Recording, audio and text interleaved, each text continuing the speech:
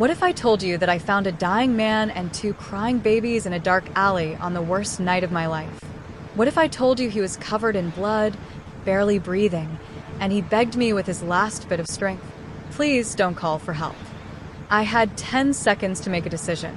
10 seconds to choose between doing what was legal and doing what felt right in my heart. 10 seconds that would either save 3 innocent lives or destroy mine forever. This is my true story. And I'm telling you this because by the end, you'll understand something important. Sometimes the bravest choices we make are the ones that look absolutely crazy to everyone else. Stay with me, because what happened next changed everything I thought I knew about courage, about family, and about love. This is the story of the night I stopped just surviving and started truly living. Let me take you back to that cold October night in Boston. Welcome to the story room. While you are here, please hit the subscribe button and comment your view on the story and where you're watching from. Section 1. The night everything changed. 1,000 words. You know those moments in life when everything just shifts? When one decision, one choice, changes your entire world. That's what happened to me on a freezing October night in Boston. My name is Rachel Morgan, and for 3 years, I'd been working at Tony's Diner. It wasn't fancy. Just a small place on the east side where regular people came for coffee and conversation. The pay barely covered my rent and bills. But after everything I'd been through, it was all I could handle. Let me tell you why. 4 years ago, I lost both my parents in a house fire. One minute they were there, tucking me in, telling me they loved me. The next minute, they were gone forever.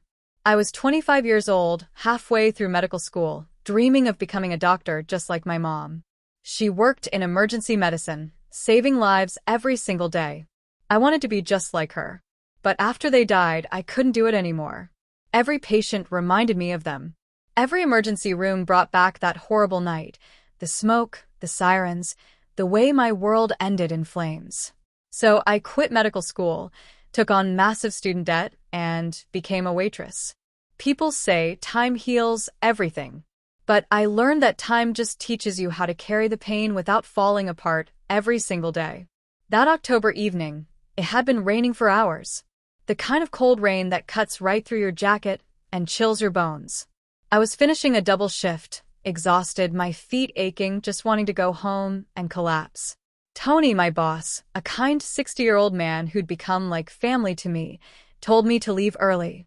"You've been working since morning, kid," he said, wiping down tables with that same cloth he'd used forever.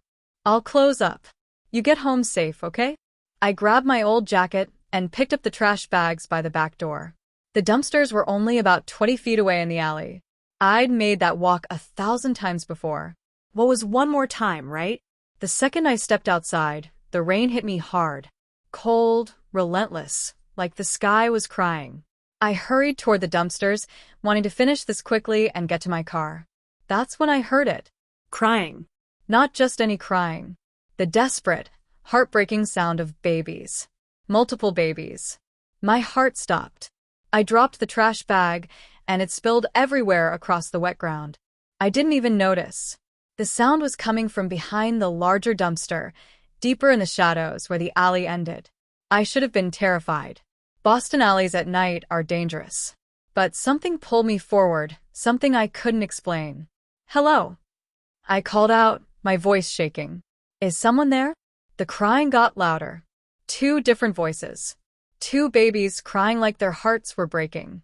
I walked around the dumpster, and what I saw made my blood turn to ice. 2 baby carriers sat on the ground, partially protected by a fire escape above them. Inside were 2 tiny babies, maybe 7 or 8 months old, crying so hard their little faces were red.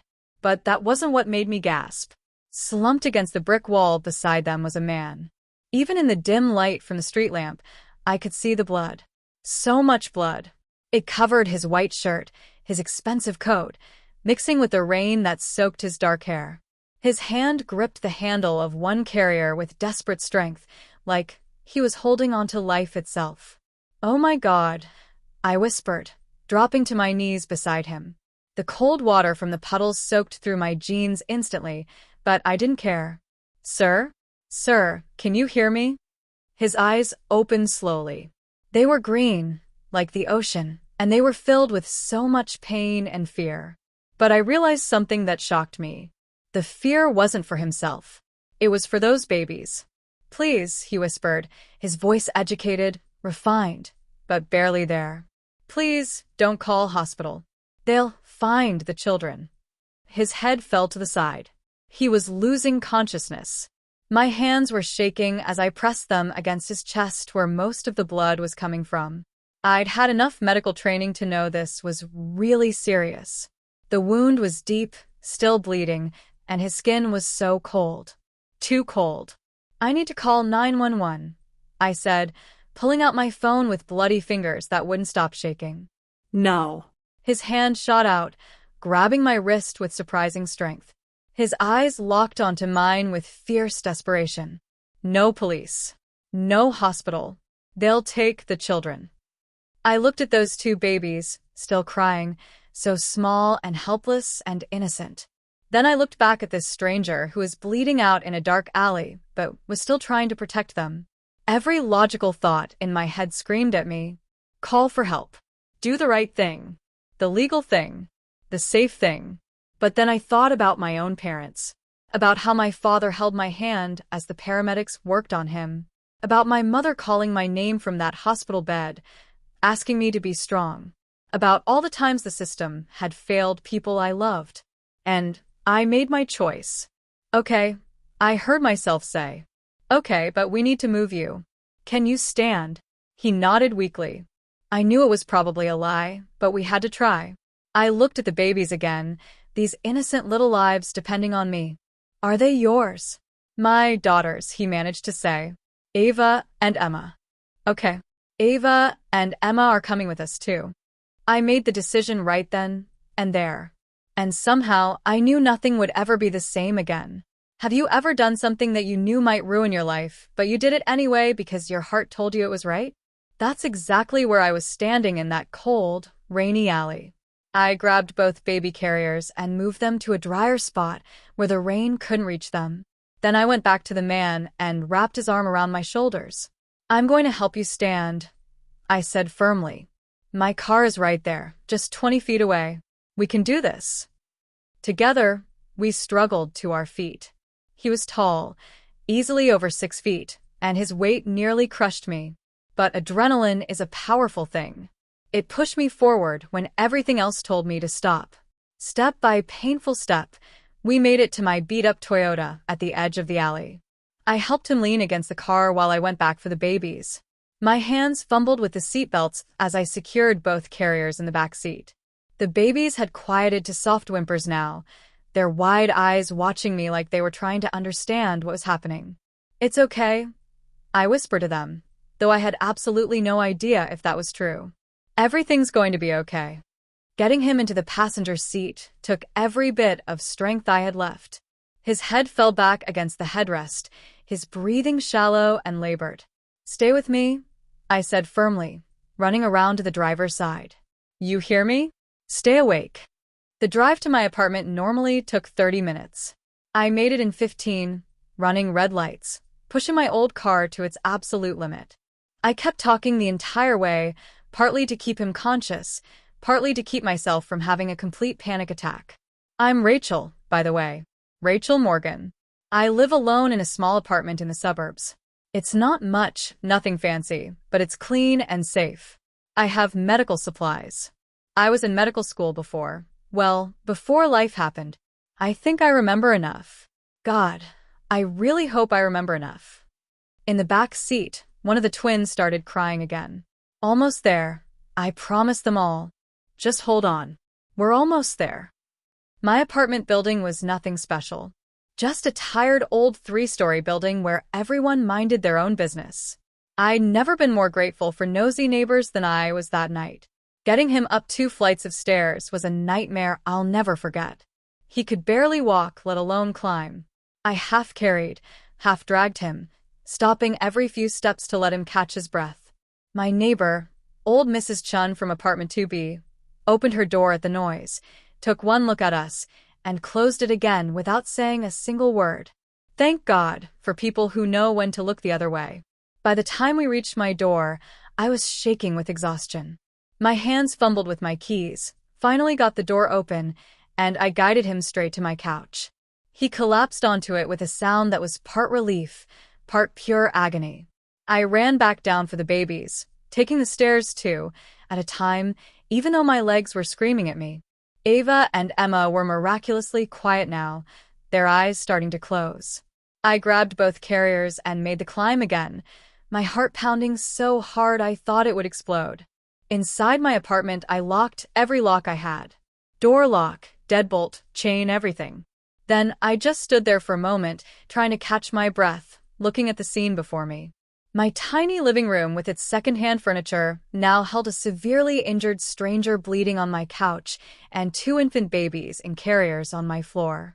Okay, I said out loud, forcing myself into action mode. Medical supplies first. I kept a well-stocked first aid kit under my bathroom sink, left over from my medical school days. I grabbed it along with clean towels, rubbing alcohol, and every bandage I owned.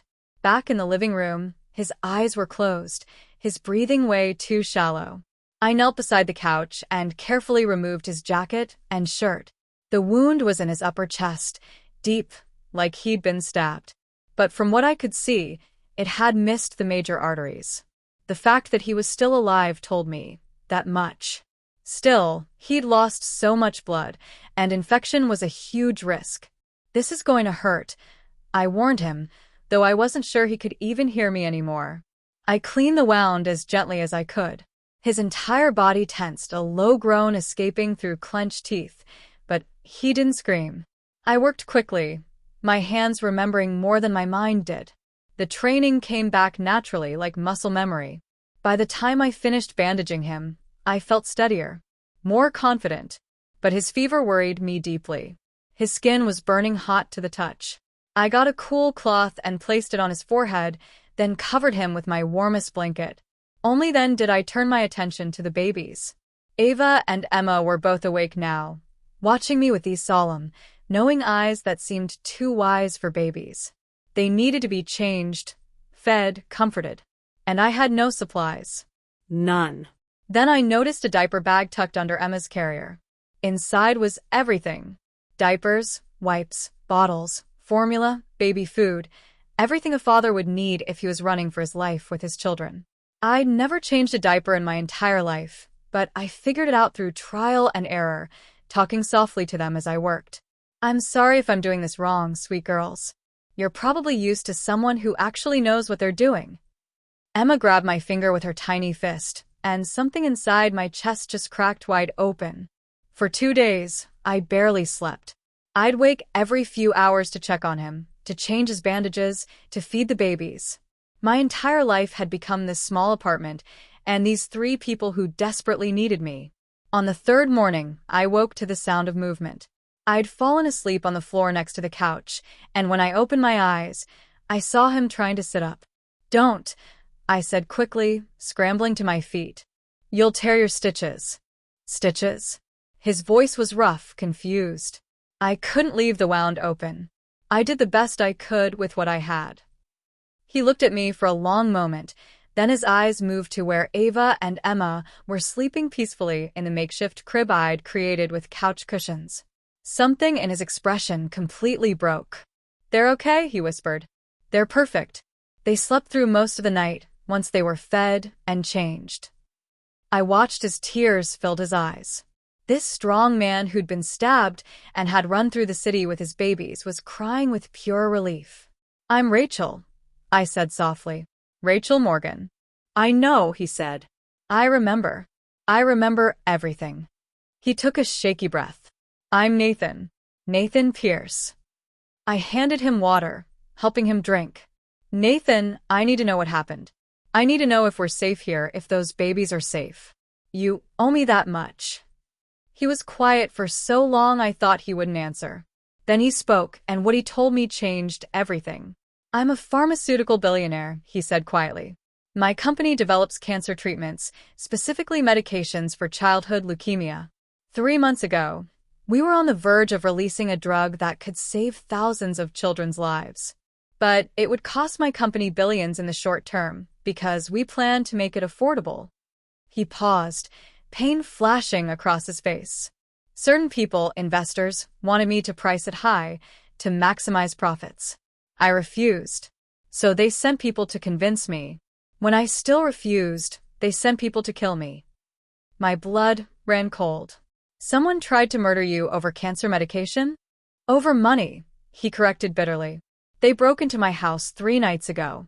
I fought them off, grabbed the girls, and ran. I couldn't go to a hospital because they have people everywhere watching. Couldn't call my security team because someone on the inside betrayed me. So, I just ran until I collapsed in that alley. Your wife? I asked gently. The baby's mother? His face crumbled. Victoria died 8 months ago. Car accident. Someone ran a red light, and he couldn't finish. She never even got to see them turn 6 months old. I sat down heavily, trying to process everything. A billionaire. Assassins. Corporate murder over life-saving medication. And 2 motherless babies caught in the middle of it all. Are we safe here? I asked again. For now, Nathan said. Maybe a week, maybe less. They're looking, but they won't expect me to stay in Boston. They'll think I ran far away. What's your plan? Heal enough to move. Contact people I trust. Get the girls somewhere safe. Release the drug information to the media so they can't silence me anymore. And if you can't heal in time? His jaw tightened. Then I figure something out. That's not a plan. That's suicide. What do you want from me? His voice rose, then he winced in pain. I've thanked you. I can pay you whatever you want. Just tell me. I stood up, angry now. I don't want your money, Nathan. I want to know that saving you wasn't a mistake.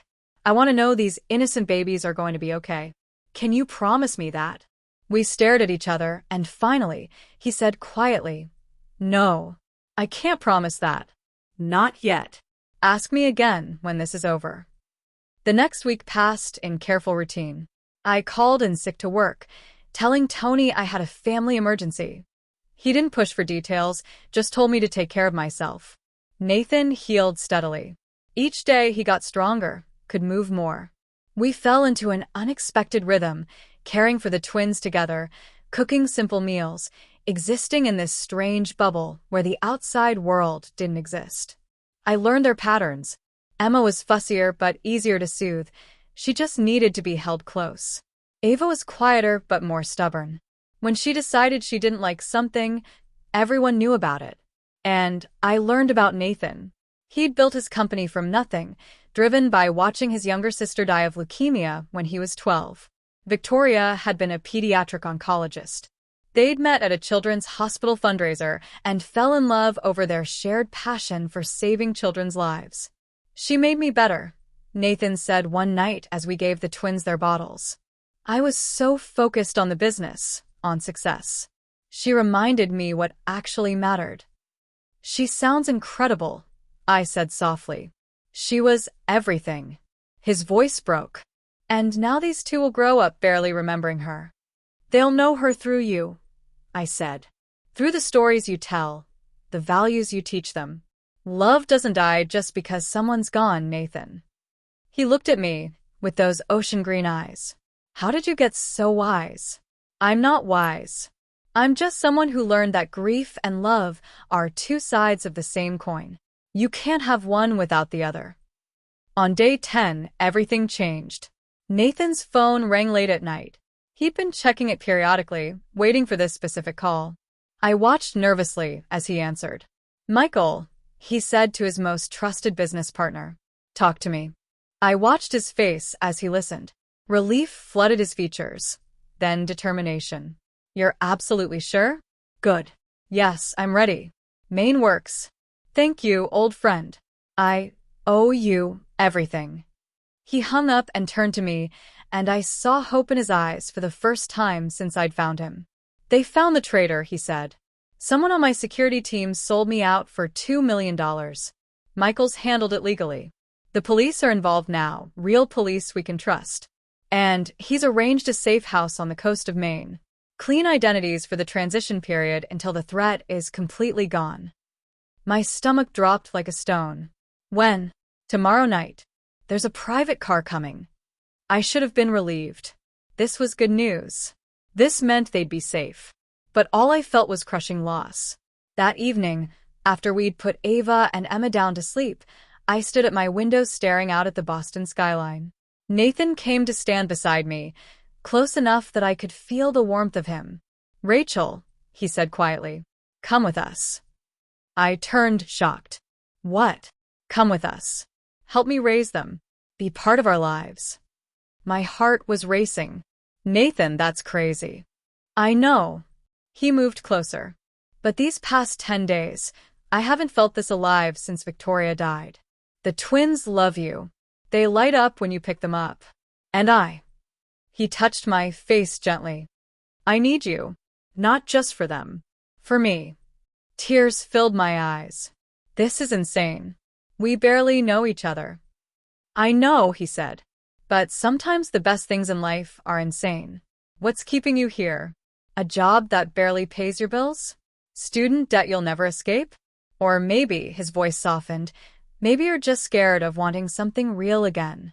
I thought about my parents, about how they taught me that love meant taking risks, that playing it safe wasn't really living, it was just existing. "What about Victoria?" I whispered. "What would she think?" Nathan smiled sadly. "Victoria believed in second chances. She believed in finding joy after loss. She'd tell me I was an idiot if I let you walk away. She'd tell me that loving again doesn't mean loving her any less." "I'm not trying to replace her," I said firmly. "I know. You're not a replacement. You're something completely different. Something I didn't know I needed until you appeared in that alley like an angel in the rain." I looked at the sleeping babies, then back at him. I thought about 3 years of just surviving instead of living. 3 years of being too scared to dream, too scared to hope, too scared to love. "Okay," I whispered. "Okay. Yes." Nathan kissed me then. Soft, gentle, full of hope and fear and possibility all mixed together. The private car arrived exactly when Michael said it would. I packed what little I owned into 2 suitcases, left money for my landlord, and sent Tony a text apologizing for leaving without notice. I promised to explain someday when I could. The drive to Maine took 5 hours. Nathan sat beside me in the back of the luxury vehicle, Ava and Emma in their carriers between us. We didn't talk much. There was too much to say, and no words that felt big enough. The safe house turned out to be a beautiful cottage right on the ocean. Private, secure, with a yard that would be perfect for the twins once they started walking. "It's temporary," Nathan explained as we carried everything inside. "Once the legal situation is completely resolved, we can go anywhere. Do anything. I want you to help choose our forever home." The first few weeks were an adjustment. I enrolled in online courses to finish my medical degree, determined to complete what I'd started. Nathan worked remotely, carefully rebuilding his security team with people Michael had thoroughly vetted. And together, we raised Ava and Emma. We celebrated their first birthday in that house by the ocean. Just the 4 of us, with a cake Nathan somehow managed to burn despite following the recipe exactly. The twins smashed frosting everywhere, and we laughed until tears ran down our faces. "Victoria would have loved this chaos," Nathan said, watching me wipe frosting off Emma's face. "Tell me about her," I said. "I want to know everything. I want them to know." So he did. He told me stories about Victoria. Her terrible singing voice, her infectious laugh, the way she'd dance in the kitchen while cooking. We hung photos of her throughout the house, made her a real presence in our lives. "She's part of our family," I told the twins as they grew older. "Your mama loved you so much. And now you have me too. That's not replacing her. That's just more love to go around." 6 months after we moved to Maine, Nathan proposed. Not with some grand romantic gesture, but quietly, simply, one evening after we'd put the twins to bed. We were sitting on the porch watching the ocean, and he just turned to me and said, "I'm not trying to recreate what I had with Victoria. This is different. But it's real, and it's ours. Will you marry me?" I said yes. We got married in a small ceremony on the beach with just Michael and a few trusted friends. I wore a simple white dress. Nathan wore the same nervous smile he'd had that night in the alley. "I keep thinking about that night," he said during our first dance as husband and wife. "How you could have walked away. Called the police. Done the safe, sensible thing. And we'd have missed all this." I smiled up at him. "Not a chance. I have zero regrets. None. I thought about the path that led me here. The loss of my parents that destroyed my dreams. The years of just surviving, working at that diner, drowning in debt and grief." Not a single one, I said. "Because that path led me to you. To them. To this life I never knew I could have." Nathan pulled me closer. "Victoria used to say that courage wasn't the absence of fear. It was choosing to love despite being afraid." She was right, I whispered. "We built a beautiful life in that house by the ocean. I finished my medical degree and got a job at a children's hospital, finally fulfilling my mother's dream and my own." Nathan released his cancer drug at an affordable price, saving thousands of children's lives.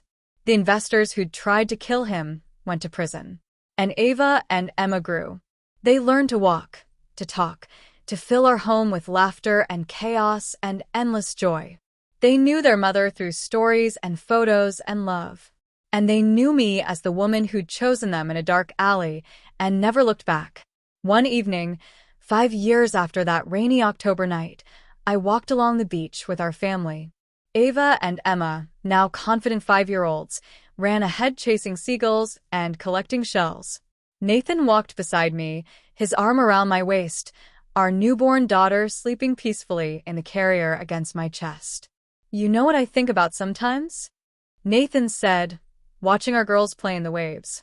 "What?" That alley. "That moment when you could have made a different choice. And how everything good in my life stems from your courage that night." I leaned into him. "I think about it too. About how I'd been just surviving for so long. About how you and the girls gave me a reason to really live again." "We saved each other," he said softly. "Yeah," I smiled. "We did. Mama Rachel." Ava ran back to us, her face flushed with excitement.